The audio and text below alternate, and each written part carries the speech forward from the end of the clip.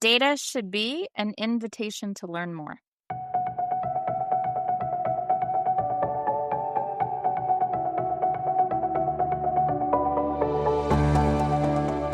People in general tend to trust their own perception data the most. At least lean that way. There's those few unicorns out there who are saying, I'm going to set my own perceptions aside every time. But in general, people tend to trust their own perception data the most. And then they often tend to discredit data that doesn't match their own perception data.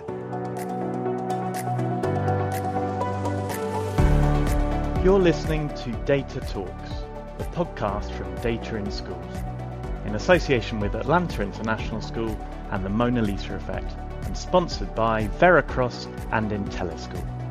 I'm Paul Swanson, Director of Innovation and Institutional Research at Atlanta International School and part of the Data in Schools team. And I'm Matthew Savage, Educator, Leader, Consultant and Coach. Both our guests on this episode are instructional coaches. Reyna Lazarou works at the American Community School of Abu Dhabi, partnering with staff to design impactful student learning experiences. And Jordan Benedict is a learning coach at the International School of Kenya and also a published education researcher specializing in building effective coaching programs and implementing evidence-based instructional practices. So welcome to our podcast, the place where data talks and we listen. Welcome, Jordan and Reyna, to Data Talks. It's so good to see you both again, and we're really excited to have you here. I was talking to you on email previously about the idea of data and the user, because in your very specific roles as instruction coaches and learning coaches, you're not serving the user, but you're very much working with the user in order that they have what they need to have maximum impact, etc. Who do you think is the primary user of data in your role, and what do they need from you, do you think? I really struggled. I struggled with this question. This one's a tough one for me because we live in the messy middle and we straddle big picture and day-to-day work. Depending on which conversations we find ourselves in. I want to say that the end user most of the time in my work is the teacher. I think helping them make sense of the data in their context and able to make decisions around data they're presented with. So you're like a conduit then, Reyna. The data comes to you and then you communicate it to the teacher in such a way that they can best use it. Could you give an example or two of what that looks like? In my work with teachers, right now I work with a lot of teacher leaders, and so they are facilitating conversations with their team or with their departments, and so there's often student data that they're looking at together, but I think a lot of them tend to get stuck in the conversation around data and not being able to move to what does this mean for our work moving forward? How might we think about grouping students? How might we be looking at differentiation? That's kind of where I think this question took me in thinking about the teacher as the user of data and my role in supporting that. And some of the time that looks like facilitating for them so that they can be an active member of the conversation with their team rather than having to facilitate for their team and not being a part of the work or the conversation themselves. Do you recognize that idea of the messy middle, Jordan, in your role as well? For sure. I think oftentimes my user is teachers, but also leaders and students themselves as well, right? It can be working with teachers on protocols where students can look at their own data or their own evidence of their learning. It's working with teachers and looking at student work protocols for evidence of learning happening. And then it's working with leaders on, are we meeting curricular goals? Because I'm often that conduit, as you described and as Reyna was articulating, between many different groups of people that are going to be using this evidence of learning happening and might be making change happening as a result of that evidence. the evidence can look really different depending on which group and the purpose can look very different. I even work with parents sometimes in my role with this is what we're seeing as a school, and why our coaches are coaching this way is because this is the data, the learning data our students are giving back to us. So we have a lot of different audiences in my role as well, but I agree with the way you described it, Reyna, often as a facilitator, often as a communicator, and often as an aggregator of the data. Jordan, you mentioned a little bit about helping students be the owners of their data. It's something I've been thinking about a bit recently, and I would love genuinely to hear your take on this. One of the potential risks that I am sort of cautious of, I guess, when it comes to student ownership of data, it sounds great in theory, but then, what happens when it can be demoralizing for some kids? Like, what happens if there's a kid who's like, oh my gosh, I'm in the 10th percentile on MAP scores, say, for example. And then they start to think of themselves, as, oh, I'm just bad at math, or I'm just bad at reading. And I wonder about how to find that balance of transparency and ownership, but also helping kids find data that feels empowering rather than feels more fixed. Yeah, well, I think we feel empowered by data when we see it, we make a change, and we see the data change, right? Not just by looking at data, right? Looking at data, like you said, can feel demoralizing. If it's bad data, it can give you a false sense of security if it's good data. So I think often our role as instructional coaches or learning coaches is to help teachers with protocols for the beginning, actually, supporting teachers through pedagogical strategies that foster growth mindset, that cultivates safe environments for learning. And then we can support teachers by introducing protocols where students can look at their own work and also be counseled through those times when we didn't live up to our own expectations as a learner or as a student. And I do think there's a lot of value in the metacognitive strategies through student self-reflection. But there's another piece too. There are times not to have students own their own data, when I, as the expert teacher, am actually the best arbiter of feedback, to a student. So there's also just a careful balance of timing with working with students as well. So I do think you're absolutely right. That can happen, but that comes through those relationships, that environment, the pre-work that's been done, and the safeness around the protocol. Like, for example, you described a MAP result. We can, rather than having them look at a raw score and comparing it, we can focus on strength areas and instructional growth areas from the delineated data within MAP. So we as instructional coaches can support the design of that protocol so that it gets the intended result. And then I think there's just some repetition to it. As students get used to the idea of examining their own data and then seeing that data change through their own actions, can be really powerful. I'm really curious about this student agency bit. I wonder, Reyna, whether I can ask you a follow-up question on that. Because it seems to me a lot of it pivots on a point of power. There's a great book by Cathy O'Neill called Weapons of Math Destruction, and she talks about that power principle being at play, because oftentimes it's the adults who decide what will be measured, how it will be measured, which maybe in itself robs the student of genuine agency. So I wonder, is there, for instance, as example, is there a place for students to say, this is the sort of data that I'd like to know about me? Because then you have a genuine kind of democratization of it. Is that workable, or does that get even more of a messy middle? I love the ideas that are floated there. The way that I like to think about agency in this respect is through transparency of learning goals, right? So the more that students are aware of these are the standards, right? So it's co-constructing an understanding around the standards and the skills and the dispositions that you're working on. And I would say, like, agency done well in that realm is co-constructing what success looks like, because then it becomes our job. And that really helps to guide conversations. And I would say at the end of the day, like, the most meaningful data for me is in those conferring conversations with students, where you, as the sort of teacher or instructional leader in that realm, can open the conversation, right? You have trust, you have a relationship, there's transparency in what the learning is and where this learner is achieving or falling short, and empowering them to set those goals around what we're seeing. What sense are you making of your learning, given that these are the outcomes for this course or this unit or this task or this lesson?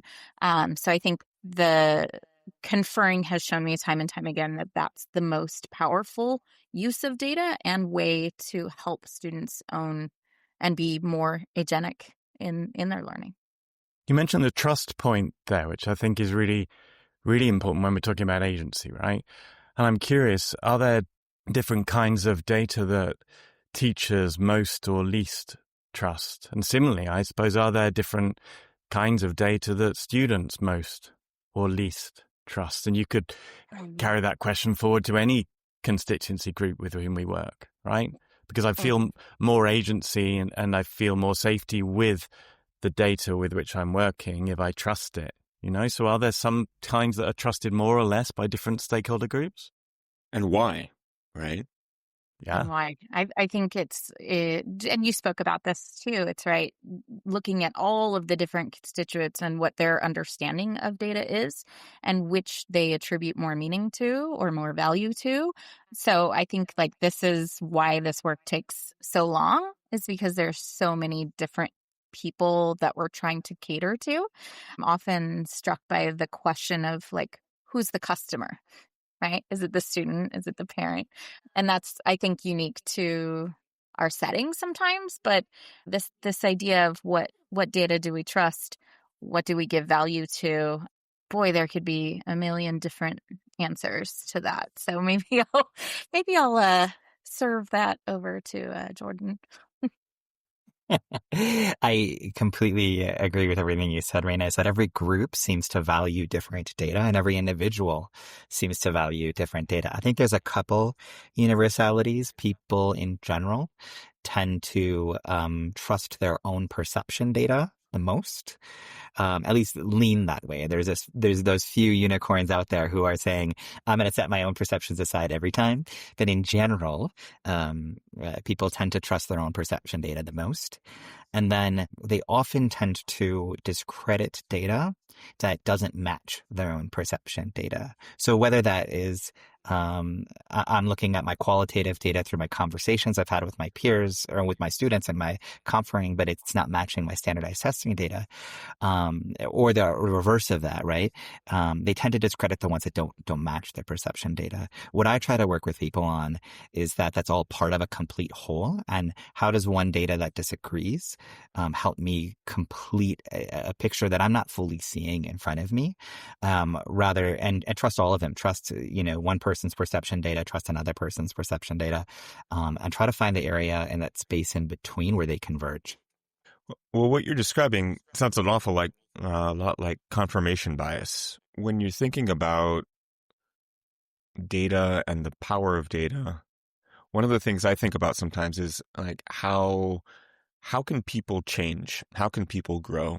And it seems like data can play a critical piece in that, because what's the opposite of new data is sort of being in an echo chamber where all we see and hear is what we already believe. It's just seeing our own confirmation biases playing out in front of ourselves.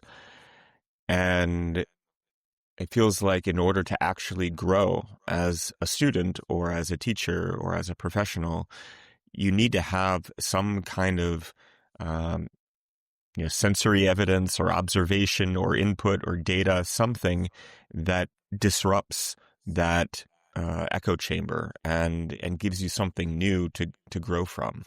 Yeah. And thinking about the question of the kinds of data that we most trust or teachers most trust or resist, when I was looking at this question earlier, it made me exactly say whatever confirms or validates what they also see in their classroom tends to be what they accept the most. and the things that challenge it, maybe not so much. And one example that comes to mind is Chris Smith and I last year worked with our middle school math team to shift really the conversation they were having about time and instructional time.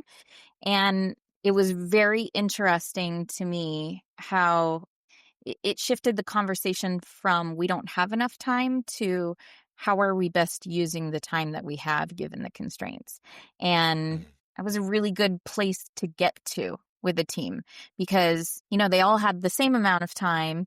And between the two of us, we did classroom visits and we did some time and task tracking and we calibrated between us. And then when we fed it back to them, we had them try to identify which class was theirs. And then it just opened conversations about lesson design and the way that they structure learning tasks. So I think, moving from a place of, we don't have enough time. And that was something that had been confirmed again and again. Now they're thinking differently about time. It's really interesting to me because I often talk about data being a question, not an answer. And, if we're allowing space for our biases to be confirmed, then we're looking to the data to confirm it, right? Whereas if we flip that and we see data as a question, often as an uncomfortable question, as a difficult question, as a challenging question, then we're taken to a space in which we can change, to use some of your language so far. And I wonder what examples you can give us of when the data was enabled to ask challenging questions of you and or your colleagues such that thinking and practice shifted as a result? I think one of the more powerful moments I've had is when I've worked with teams, not just on the results of their courses. And when I say results, it could mean external exams, but it could also mean course access, like which students select to be in which courses and on which pathways. We're an IB diploma program here. So who takes what higher levels, who takes what standard levels in which groups. And some of, without getting too specific, some of the most powerful conversations I've had is that who question. Who is it that are in these courses? Who is it that is successful in these courses? Whatever identities that are brought to those courses, who finds themselves there, right, and sees themselves there. And I've had departments, do whole campaigns of really prioritizing putting out the right sort of identity that all students are welcome in these courses, that all students are successful in these courses. And how do you uplift marginalized voices in these courses and show the success of everyone in them, so that we don't end up with stereotypical, whether it's gender identities in certain fields. IB is supposed to be for all, right? That's their saying. So one of the things I've really enjoyed that process of who, asking the question of who, when we're thinking of both our courses and our success.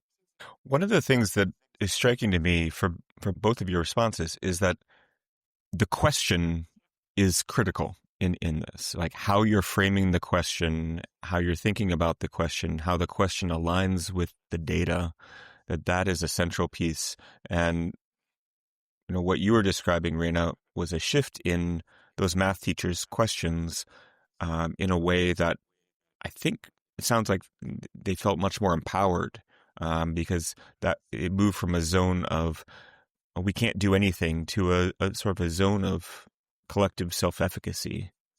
And Jordan, that who question that you're describing sort of reframes the topic of the DP into this through this lens of equity, and are there preconceptions that people have about what sorts of kids go to different things.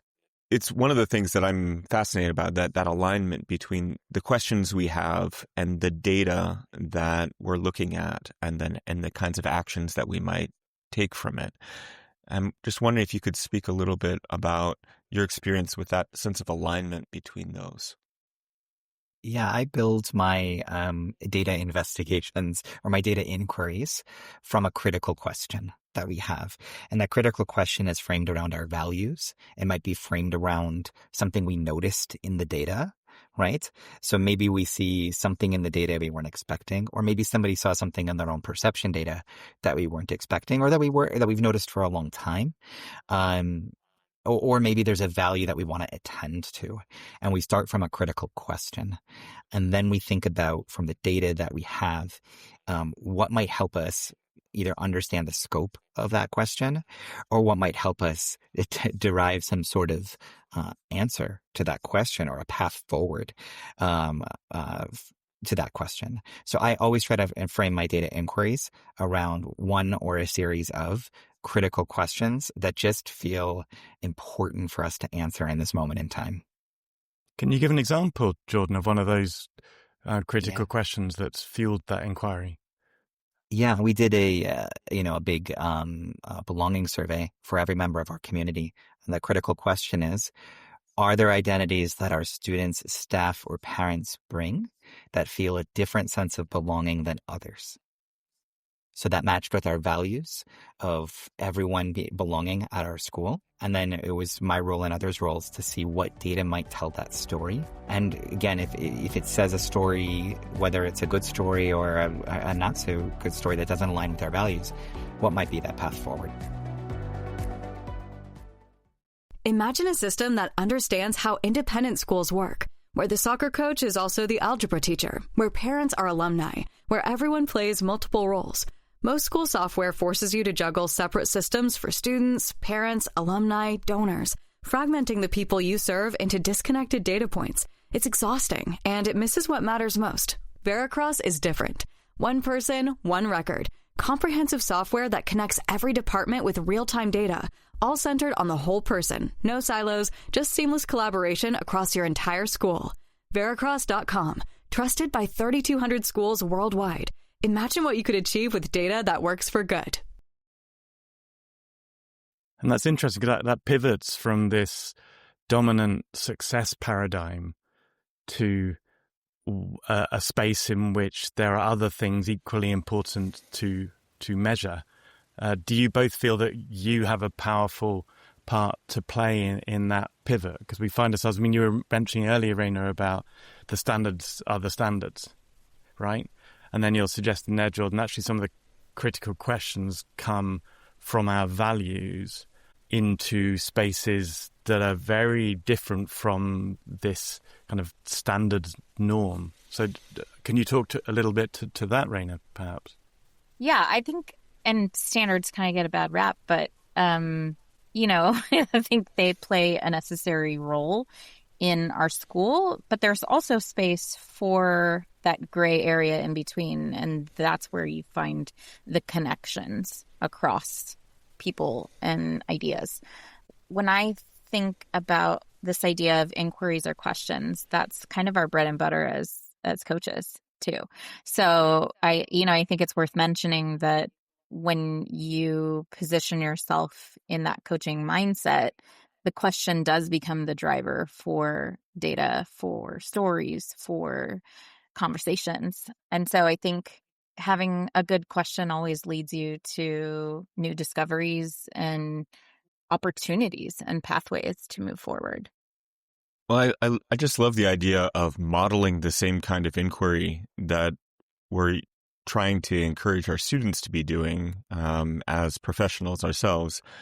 And sometimes it's striking to me how at times we don't. We start somewhere other than the question in the inquiry process, and just sort of skip over or gloss over that part of it. Reyna, you were mentioning just that role of a coach here, and I just want to dig into that a little bit. What are some of the challenges, and what's your perspective on the use of data within a coaching cycle, for example, and thinking about what sorts of data do you collect, and how do you come to figure out or co-construct that determination with the teacher? And then, what do you do if the data isn't necessarily what was expected, or if it proves to be a little bit stickier than anticipated? Yeah, I mean, I think it's you partner with people to go into uncharted territory when you coach and when you go through a formal coaching cycle, right? As much as possible, try to maintain the coaching stance and empower the other person to make a lot of those decisions, right?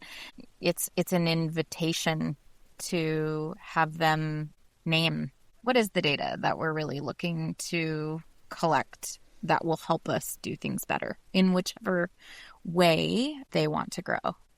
Where it gets a little bit messy for me is when coaching is kind of assigned and it's not a voluntary act on behalf of the teacher, because then usually there's data at play that has led to that. And so that positions the coach and coachee to have a not so fun first interaction.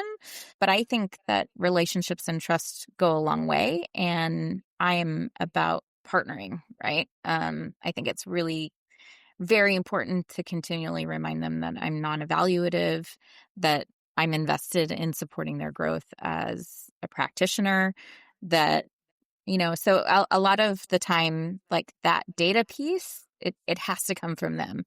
It's not about what I think they should be collecting. It's not about what I think needs to change in their classroom or in their experiences with students. You mentioned change and that's come up a lot. I mean, you were mentioning earlier on in your roles, you want change to happen, at least in part, due to your interactions with the teachers you're coaching. Like if there was never any change and never any impact. And similarly with the data, you want the data that you're all working with to at least in part affect some sort of change. And I wonder for the listeners of this podcast that they're often going to be clawing out for examples. And I don't know if it's okay to ask each of you to give like specific examples about when a teacher's pedagogy and practice changed as a result of some data, when you saw data make a real difference for a student specifically as well. I wonder if you can share some examples of the change that you've seen driven in some way by data. Yeah, I'll share an interesting one. And very similar to Reyna, relationships are one of the most important things for an instructional coach, but to me, results are the most important thing because they'll work with me if they're successful. The same way that a student will engage in a class if they're successful. I always try to help a teacher select data that will illuminate something, because the success can be the change worked, or the success can be that something new was illuminated, right? That gives me new direction. That can be exciting as well. So an example where a change I felt made a difference with a teacher was we were examining strategies with a ensemble music teacher. And this ensemble music teacher and I started by doing some investigating. They were looking for some pedagogical practices to improve rehearsal and rehearsal time. And we started through research, which was identifying that minutes of rehearsal time is one of the biggest factors by a music teacher or by an ensemble music teacher for skill development on whether that's an instrument or voice or something as well. So we used that study to say, let's examine our own rehearsal time. And the way that it worked and what we agreed upon was, honestly, me with a stopwatch, right? And then data in this case was a reflection then. Here's where we're at now. What would you like to see change? We went through some pedagogical strategies to enhance and increase rehearsal time. And we were able to add about 15, almost 20% of rehearsal time through some classroom management and pedagogical strategies, and also expectation setting with the students. And so the data that we saw change wasn't student learning data, but it was perceived behaviors in class through routines and through the ability. We even made it very visible to the students. This is what we're trying to do, maximize our rehearsal times, because we know it leads to skill development in your voice or an instrument. And so we got them on board with us through the coaching cycle. And again, like I said, the change we saw was a 15 to 20% increase through these pedagogical strategies in the amount of minutes that we were able to rehearse in a single classroom period on average over an aggregated period of time. So I really liked that process, not only of doing theater with the teacher, but actually bringing the students into the instructional coaching cycle so that they're fully aware what the goals were by this teacher and they could be a participant and help change that data and move the needle. That's beautiful. There's so many different pieces of data at play there, which is, fantastically contextual. But I love the simplicity of it, just starting with a stopwatch, right? Where we're often so phased and many educators are quite scared of the data, right? But the stopwatch seems the perfect example of simple data to powerful effect there. I love it. Well, and it goes back to that question you asked earlier, Matthew, about trust, right? And about, what sorts of data do we trust and what sorts of data do we trust less? And I can't help but wonder, like in a case like this, that alignment between what the teacher was trying to accomplish and the data that you were collecting, it being directly in support of that goal that the teacher has. It seems like that's a powerful engine for having data that you trust, as opposed to someone else saying, we want you to care about this type of data, often external test results or something like that. And someone's like, well, like you said, Jordan, that doesn't match my perception. And there's sort of that distrust of the data. I don't know if, Reyna, you've got any examples that perhaps you could share. And I'm particularly curious at this point in the conversation about, like, if we use that stopwatch as a single example of perhaps data that we wouldn't necessarily consider when we're looking at data in schools. Are there pieces of data that you've found teachers want that hasn't been ordinarily on the menu, if you like, and that you've seen change happen as a result of that teacher having that agency? So the example that comes to mind is quite different than Jordan's, but is very much in the same sort of, oh, that's a success. In working with a teacher, and I had developed a relationship with this teacher last year, and so the trust and relationship was kind of built. But the conversation it went a little something like, I spend all this time giving formative data and writing it on their test, and then they don't read it. They just want to see the proficiency level. And the question then was, how, what have you tried that's different? Just kind of probing, like, what might be a more efficient system for ensuring that they get the feedback before the grade. And so I think that was really powerful, because then it led him to examine, like, his process for how he collects that information and communicates that information to students. And the change then became, what would it look like if I conferred with them for 1 to 2 minutes to help them understand the feedback on their formative exam before I actually release the grades? And so it was like, it was very much a light bulb moment that I think lent itself nicely to thinking about a system or a process that he'd been doing for a long time that wasn't serving him and really wasn't serving the students. So for me, like, that's one that felt like kind of a win, is how can we take what you're doing and examine different ways to do it or to think about it. And so that actually, like, from that example now has spread, because he's no longer the only teacher teaching that in his grade level. And so then it becomes hey, how do we do this? What's a system that might work for all the students that we serve? And so from there, it's gaining traction and growing through the department in the middle school. When you give something legs like that and they see success, it makes it part of their refinement of being a professional, right? And it's building that data culture across the community.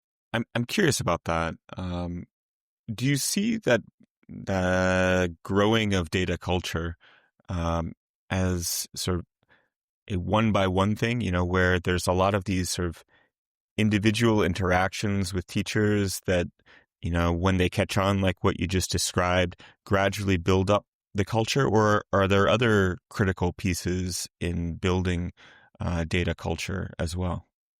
I think that when you talk about building a data culture, it's being modeled in every meeting. It's being talked about. It's being explicitly named as something that we're actively working on and that we value.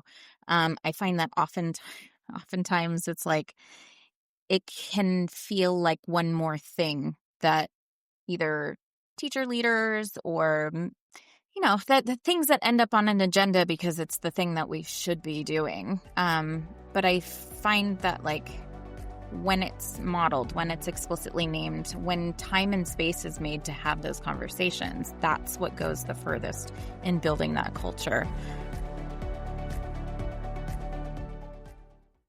If you're a school leader, your day probably starts with questions. Who needs support? Where are the risks? What needs my attention right now? IntelliSchool helps answer those questions in real time by bringing attendance, well-being, behaviour and learning into one connected platform. IntelliSchool cuts through the noise and gives leadership teams the clarity they need. Fewer spreadsheets, smarter decisions, and more time to focus on what really matters, your students. Lead with confidence using IntelliSchool. I wonder if I can dig into that a bit more with you as well, Jordan. I've got 2 adult children, and as they've obviously grown up with parents who are teachers, and for me, they've grown up with a parent who was always a senior leader or a head or a principal or whatever. And what's been really fascinating for me is seeing that shift from her as a child having this reverence for senior leadership, and now she's a teacher, and she spends half of her time moaning about the administration, right? Which has been a really healthy evolution, and it's lovely to see. But I'm curious here, what as data coaches, instructional coaches, people working as in that messy middle as conduits like we've talked about, there are some things that change that you can affect. But I wonder, what are some of the ways that schools as a whole, as a structure, that administrators, senior leadership teams can do to help coaches and teachers use data more effectively? Are there systemic shifts that needs to happen? Are there structural shifts that need to happen that if they did, you'd find your job as that conduit much, much easier? Yeah. So I have sort of my big response. I think everybody needs something different, but I think the one thing that we fall victim to in international schools, so Reyna and I both work internationally, or in international schools. And so we are a product of high pace of change at our schools, often implementing things incredibly quickly because we have skillful practitioners, we have skillful leaders, and we have resources to be able to adapt. However, data is a deliberate process. It involves asking a critical question from noticings or from perceptions or from a previous data set. It involves selecting strategies and selecting a course of action. It involves carrying out that course of action and then determining did it work, right, when we see the data again. And it involves reflecting on that whole process, like did it work, right? So to use data effectively, there needs, Reyna said, time and space. And so I think something that, a lesson we can all learn is do a few things well. Because the first thing to be dropped is often that attention to evidence, that attention to detail. And we tend to go off of vibes a little bit. There's definitely a epidemic of vibes-based teaching and vibes-based coaching and vibes-based leadership, right? And so that reframing around evidence is deliberate. It's intentional. And we have to provide space for it around what's most important. And so my suggestion to schools, to coaches, to teachers is what's that one thing that's high leverage and high impact? And let's focus on that right? And let's do it through whether it's a full improvement cycle or following an implementation process, where evidence is just a key driver of how we carry out that change in our school. I love that, Jordan. It reminds me, when you and I first met was at the Data in Schools conference in Amsterdam, and I remember a roundtable discussion there where I was in a group with Sybil Harth from International School of Düsseldorf, and she introduced to me a notion of what she called then slow data. And I now talk about slow data in all of the work I do with schools, and it's resisting that lure of fast action and fast change and mole whacking and firefighting, etc. But as you say, to focus on the small things and take our time in allowing data really to affect sustainable change rather than constantly expecting it to do new things and new things and new things. So is that kind of what you're alluding to there as well, the idea of slow data over fast data? Yeah, but I think everybody's paces are different, right? So I'm thinking of people like yourselves on this call who this is our world. I can run myself through a data improvement cycle much faster than I can run a team through it, right? We can only move at the pace of people and the people that are in that room. And so what that slow data might look like is quite different depending on who I'm working with and their capacity at that time. And I think actually that's where people like Reyna and I excel as instructional coaches. Our desire is to build capacity. It's to meet people where they're at and lift to their capacity. So one of our skills that we have to have as instructional coaches, in some ways, is diagnosing people's capacity and then finding that next step forward alongside them and through a partnership approach. And so their slow data might be slower with this individual, where the slow data with this individual, I've done coaching cycles in 3 days with full data, right? And then I've done coaching cycles in 2 months. Right. So that's why I always go back to you can only move at the pace of the people you're working with. But I will echo Jordan there. I think there's a tendency to want to do too many things. And I don't know if that's just the nature of education. I feel like my context has been only in international education. I was in a totally different career before then.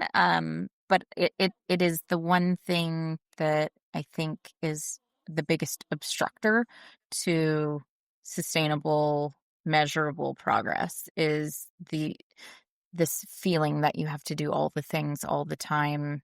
Every strategic area has 47 bullets, and all of them kind of require a lot of effort. And so, to Jordan's point, how do you really kind of drill down to what is that highest leverage point and what can you focus on taking through a full process or cycle to really measure impact?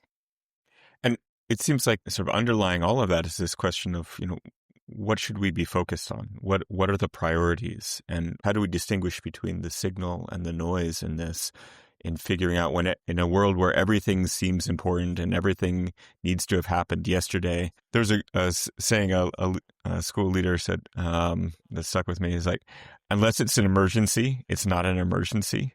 It reminds me of something I used to say as a school leader and also as a parent, is that only the end of the world is the end of the world, which is a similar kind of idea, isn't it? If it's not the end of the world, then it's really not the end of the world, And so maybe those are guiding lights that we as senior leaders and as administrators could heed a little bit better. But also to this question of what matters most, I think it depends on who you ask.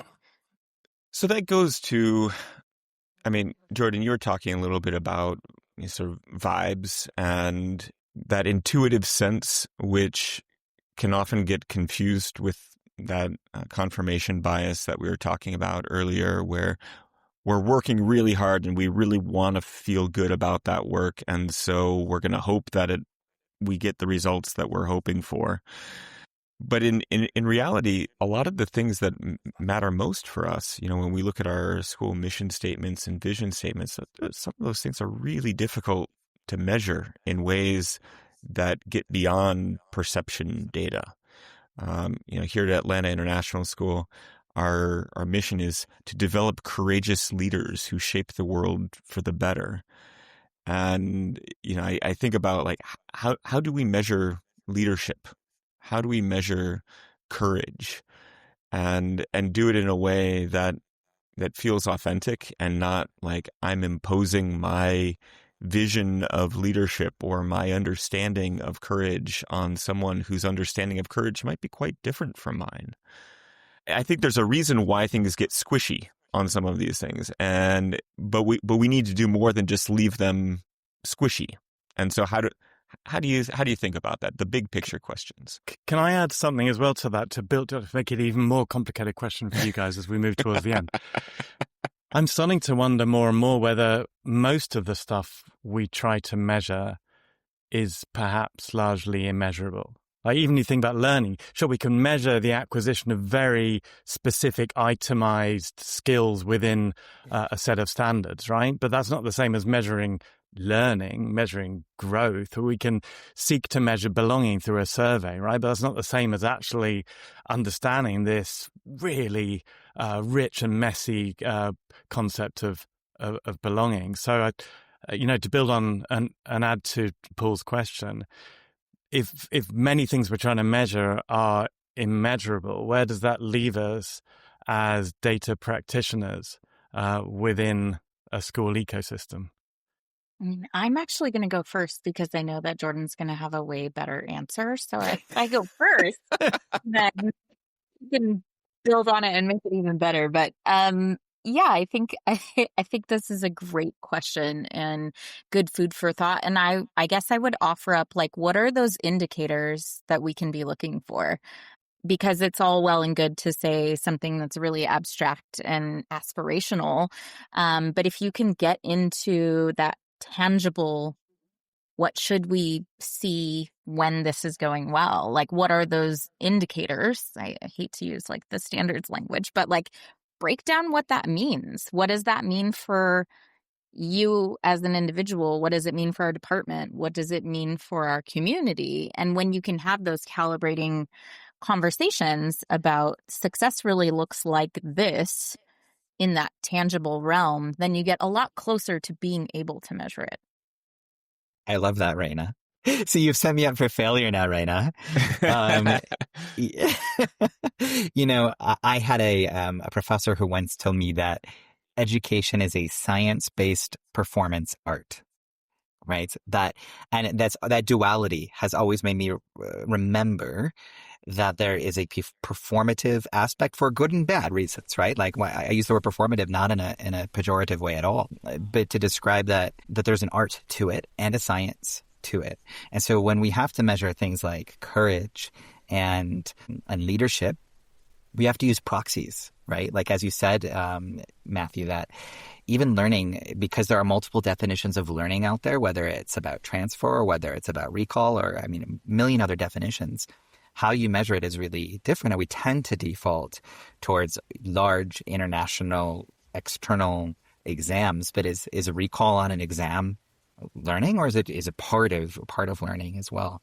And so we as a school, as Reyna was saying, which her answer was beautiful, which is we have to calibrate around a series of indicators that we believe best illustrate what meets that goal of being a courageous leader. And it takes creativity, and it takes attending to nuance. And sometimes it even takes changing our metric later when we realize that metric actually didn't answer the question the way that we expected it. So it takes flexibility as well. And so it's all of those things. And Reyna, you set me up with too high of an expectation, and I'm just agreeing with you. It's about calibrating around those indicators that we believe are appropriate proxies for what we value. Well, I guess it's down to the listeners, not for Paul and me, to judge which of your answers was the strongest there. I wouldn't dare go there. What I do like in what you said there, Jordan, was this idea of agility. Like we're often asking our students, our learners, children and young people to be agile and to grow up into agile adults. And we're often asking our educators to be agile in their practice. But I don't often or as often see that agility in those setting the parameters for the data and what the data measures and how it's measured oftentimes is the same as it was last year, the year before, often demanded by boards or governance structures who believe that that's immutable in some way. So maybe expecting agility from those data decision makers is as crucial as agility elsewhere, perhaps. Well, and I think it also goes to this idea of trust. If you set a certain set of indicators or measures for performance, and then perhaps the people who are being measured or the organization being measured isn't doing great under those indicators, and say, well, we think these other indicators are a better measure. Is that because they want to find the things that they're showing more success at, so they look good? Or is that because they think that these other things are a more accurate or more authentic measure of what's important? And sometimes it's both, right? Like in reality, when things get high stakes, like those biases are really difficult to unpack, even in our own minds when we're trying to. So as data coaches, instructional coaches in your schools, how would you finish this sentence? Data in schools should be. What would you do with that one? Reyna, do you want to go first this time? I mean, my answer is I need more things there.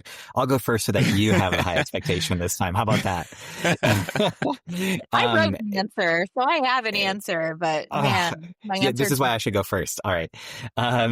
So to me, data should be a mirror at any time, right? It's a reflection back, but it's not a perfect reflection. Even a mirror, when we look in it, is a left to right switch, right? It is not a perfect recreation of me, right? It's actually not even a left to right switch. It's also a front to back, because that mirror reflection is looking back at me instead of looking the same way I'm looking. And so to me, it's a image of ourselves in time at a moment, right? That helps us understand what we're looking at and reflecting on ourselves better. So to me, data should be a mirror, a semi-imperfect reflection of where we are, who we are, and how we're doing. There's the gauntlet thrown down to you now, Reyna, to close this conversation off. Okay. Data should be an invitation to learn more. Well said. And we will put a poll in the podcast for our listeners to rate who had the better answer. And we will share those data with you when the results are in. Thank you both so much for your time. It was a wonderful conversation. So good to see you both again. Yeah. Great to be invited. Great conversation. Yeah, my pleasure. It's great to see you all. Yeah, thank you both. It's been fantastic. Tune in next time as we continue our data conversations with educators and thought leaders from around the world.